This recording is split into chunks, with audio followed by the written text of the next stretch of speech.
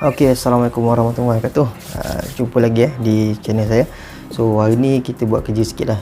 Okey, dah pukul 12 dah ni. So hari ni saya nak buat satu lagi repairing.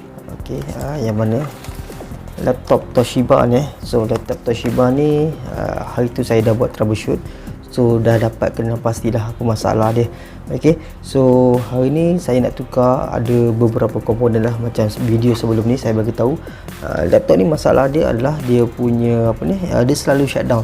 Okey, bila terlampau bila dia panas sikit dia akan shutdown, automatic shutdown, dan dia restart lah. Okey, so peringkat permulaan dah troubleshoot, kipas dah tukar. Okey, kipas saya dah tukar, dia punya exhaust fan ni saya dah tukar, tapi masalah yang sama jugalah, masih berlaku juga. So hasil daripada perkongsian daripada rakan YouTuber dari Indonesia, so dia cadangkan saya untuk tukar neck token ataupun satu kapasitor yang single kapasitor, tukar kepada tantalum kapasitor ni 4 biji. Okey, so hari ni saya akan buat proses ataupun repairing, tukar daripada neck token punya kapasitor kepada tantalum kapasitor ni 4 biji ni. Okey, yang akan disambung secara selari. So proses ni saya akan buat secara time lapse lah. So nanti disassemble ni saya akan buat secara time lapse. So nanti proses tukar ataupun nak menanggalkan komponen neck token tu nanti saya akan buat video lah. So jangan ke mana-mana.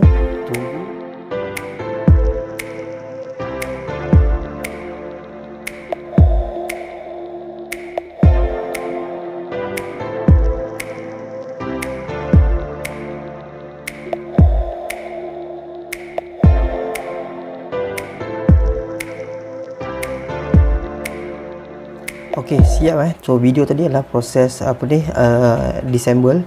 Okey, kita baraikan semua daripada kita tanggalkan motherboard daripada dia punya casing dia.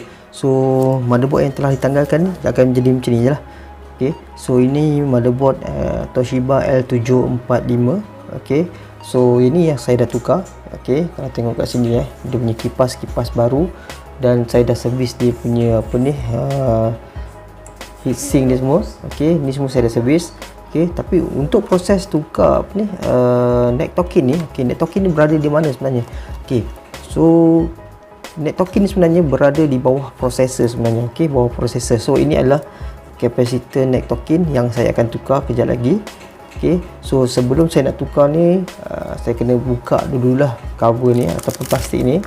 Okey, buka ni semua dulu. Okey, ni semua kena buka untuk safety lah. Ni sebenarnya untuk safety sebenarnya. Okey, supaya tak ada shorting. Okey,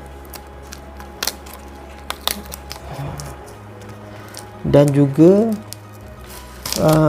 processor pun kena ditanggalkan juga. Okey, processor kena. So ini adalah rupa neck token So kalau tengok sini BD108 nilai kapasitor dia. Okey, neck token punya nama dia neck token sebenarnya. Kemudian okey, kalau boleh nampak dekat sini saya dapat dia dah melekat dengan gam. Okey, dia tulis tu NECTOKIN neck token. Okey, itu panggilan dia lah. So dekat sini kalau kita tengok ini kena ditanggalkan. Okey, so proses kena tukar ni lah komponen ni, neck token ni. Ini biasanya dia gunakan untuk prosesor lah, kapasitor ni digunakan untuk prosesor. So kalau dalam safe mode, okey, dia punya prosesor tak bekerja keras. Okey, so tak banyak menggunakan charge tu lah. So bila dia gunakan neck token ni dah bermasalah sebenarnya. So bila dia guna normal Windows, okey, so dia tak mampu lagi nak simpan charge untuk proses dual processor. Okey, so ni kena tanggalkan. So apa yang penting adalah kita kena tanggalkan untuk safety, kita kena tanggalkan processor dulu. Okey, nantikan saya punya heatsink ni semua kena buka, kipas semua kena buka. Okey, baru boleh tukar neck token punya kapasitor. Okey. Okey, so processor ni kita kena tanggalkan dulu dia punya heatsink. So kalau kita buat proses tanggalkan heatsink ni, kena ingat kita kena ada dia punya thermal punya kita kena ada ni lah, thermal paste ni. Okey, gam ni. Okey, supaya bila kita tanggalkan ni, okey, automatik gam tu dah tak boleh pakai dah. So kita kena masukkan gam yang baru nanti. Okey, So ini adalah bawah ni adalah prosesor dia. Kita kena tanggalkan elok-elok lah. Okey. Kita kena buka dia punya lock ni dulu lah. Okey, ini adalah lock untuk prosesor sebenarnya. Okey, kita kena tanggalkan, buka lock ni dulu, baru kita boleh angkat prosesor. So tapi kena ingat kedudukan dia. Okey, kedudukan dia macam mana, so supaya tak tersalah. Okey, tersalah. Okey, kalau tengok dekat sini dia punya kaki dia sangat halus. Okey, jangan, pastikan letak tempat yang elok lah. Jangan apa ni, boleh menyebabkan salah satu pin dia bengkok ke. Okey, so kita akan buat proses lepas ni tukar net token berada di bawah nanti. Okey, so ni adalah motherboard Toshiba L745. Okey, kalau perasan ni adalah BOD108 ni adalah net token punya kapasitor tadi lah. Ni yang kita akan tukar nanti. Okey, dia kapasitor, single kapasitor dalam dia. Okey, kita nak tanggal. So sekarang ni kita kena panaskan dulu lah dalam ni. Okey, net token ni kita kena panaskan dulu. Okey, kita kena panaskan dulu, bersihkan dulu. Kita nak tanggal tanggalkan ni. Okey, so yang saya gunakan adalah SMD reward session ni. Okey, ini kita panggil hot blower lah. Okey, kita nak kena kita kena tanggalkan dia. Okey, kat sini dia tulis 0D 108. Okey,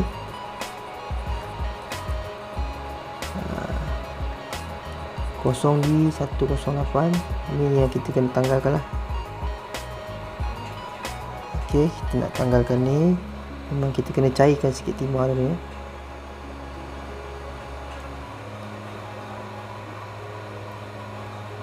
Okey, nampak senang tanggalkan.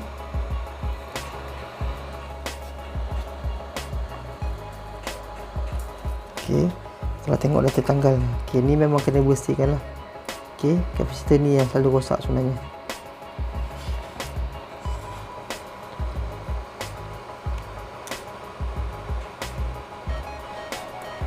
Okey, ni kapasitor yang dah rosak. Okey, so ini kapasitor yang dah rosak ni, kita nak kena tukarkan dia. So kita kena replace dengan tantalum tadi lah. Kita cairkan dulu, pastikan angin jangan kuat untuk setting SMD reward station ni.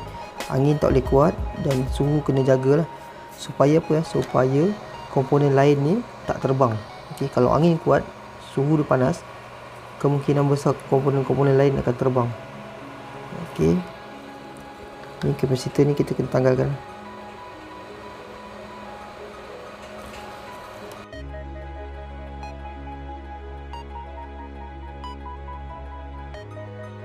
Okay, proses untuk buat ni pun kena berhati-hati So kita tak boleh untuk nak tanggalkan ni, kita tak boleh letak dia sekali saja. So kita kena pusingkan supaya panel dia sekata.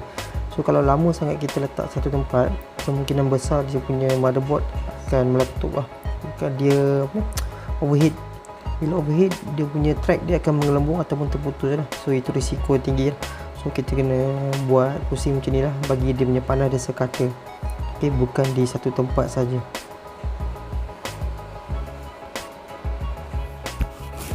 Okay, so kita cuba kita nak bersihkan dia tempat ni. So solder yang saya gunakan adalah Pro-Kit pakai USB je. Okay. Okay, kita kena bersihkan sikit lah tempat dia Kita nak nak tanggalkan dia punya sisa-sisa dia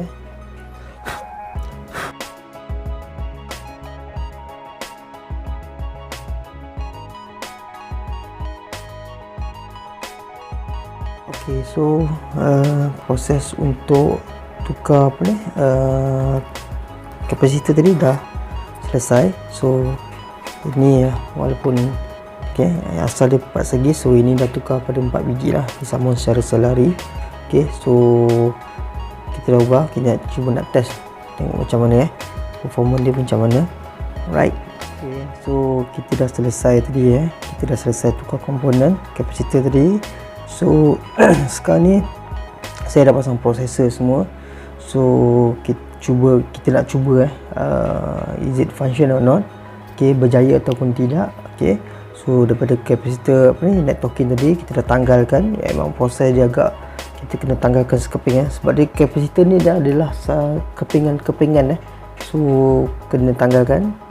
So kita dah pasang semula. Okey, kita tengok agak buruk sikit okey, sebab dia kapasitor yang 330 ni tentalam dia tebal sikit so kena buat berhati-hati lah, pastikan semua melekat dekat kaki dia. So kita dah pasang prosesor, nanti kita test nanti alright. Okay, so motherboard kita ambil balik semula casing. So temperature kita dah selesai buat soldering. Pastikan semua solder kita tutup lah. Okay, kita tutup semua solder. Mana yang tak pakai kita dah boleh kemas lah, kita dah susun. Sebab kita dah pasti, tadi pun saya dah test sebenarnya dia punya menggunakan multimeter So kita test continuity, ada shorting ke tak ada shorting menggunakan multimeter. Okay, so selesai semua, tak ada masalah. So kita boleh kemas untuk testing. Okay, kita simpan dulu multimeter kita. Okay, so masa pasang prosesor tadi, okay, kita dah tanggalkan. Masa pasang prosesor tadi kita kena pastikan kita letak semula thermal compound ni supaya prosesor dan heatsink tadi melekat. Okay, so dia boleh transfer heat pergi ke heatsink. Okay, kena pasang semula lah, kena lekatkan semula. So sekarang ni kita ambil kita punya ni cover ni, kita testing, tutup dia semula. Okay, kita tutup semula berada di sini lah. Alright.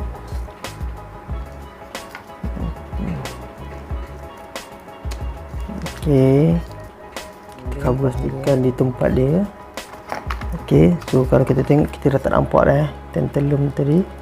Alright, kalau boleh selotip dia semula lah, kasih dia perfect semula. Tapi untuk testing kita nak tutup supaya tak ada shorting sebenarnya. So kita ambil kita punya casing tadi casing dia, semua casing.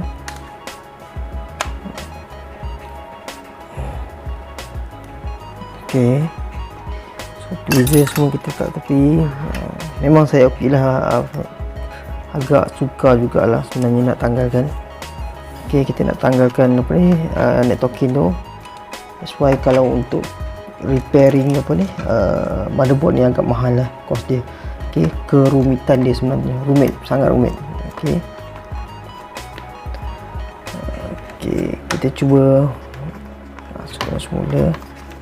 Kita nak test sebenarnya, so saya akan masukkan semula motherboard ni ke casing dia. Kita nak pastikan dia semua smooth. Bismillahirrahmanirrahim. Okay, so apa yang kena pasang adalah skru. Pertama adalah skru untuk kipas supaya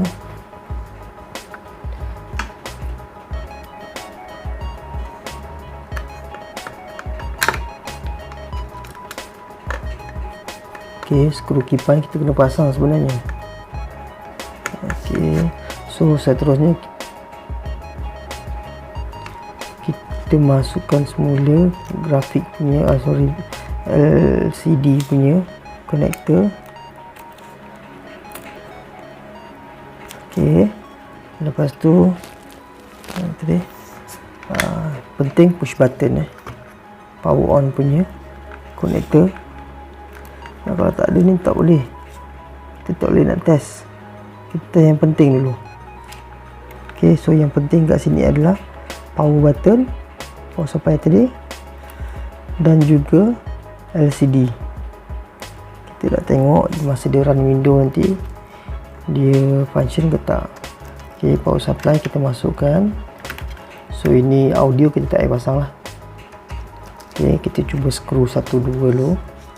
Kita nak test sebenarnya. Okay, kita buat testing. Ini 5. So skru sebenarnya dia ada 2 jenis. Okay, untuk laptop dia ada M3 dan juga M5. Okay, M3 ni dia 3mm panjang dia. So M5 ni 5mm lah. So biasanya body dia gunakan M5 lah. Okay, kalau boleh perasan dia ada tulis M5. So M5 ni biasanya dia panjang sikit lah. Okay, kalau M3 ni dia pendek sikit, dan dia biasanya untuk part dalam lah. Okay, M5 ni biasanya pegang benda yang kuat lah.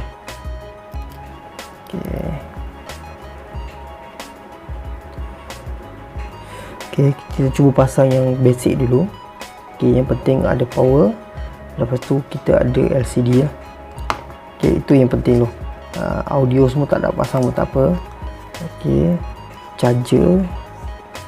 Okey, kita nak tengok, dan juga apa ni, kita punya ni lah. Okey, power. Okey, power pasang. Okey, lepas tu hard disk. Okey, kita masukkan hard disk dulu. Kita nak test. Kita tengok function tak function. Okey, hard disk penting juga.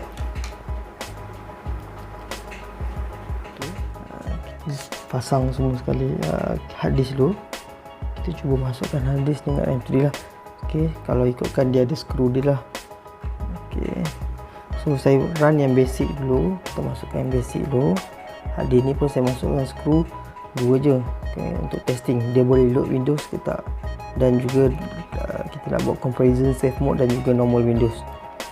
Okey, so wifi saya tak payah pasang pun tak apa, antena dia. Okey, RAM dah masuk, hard disk. So kita akan testing lah, on. Alright. Okay, kita masuk power dulu. Sudah, kita dah masuk yang basic. Keyboard semua saya tak pasang lagi. Okey, kita masuk yang basic dulu. Kita cuba pasang power supply. Okey, kita tengok. Okey, kalau kita nampak lampu menyala dan kita tekan power button.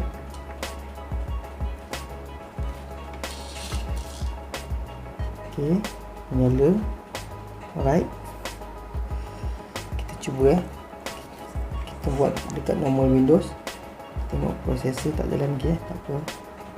Okey, kita bukan normal Windows lah. Tak apa, dia akan automatic masuk Windows. Keyboard saya tak pasang dia.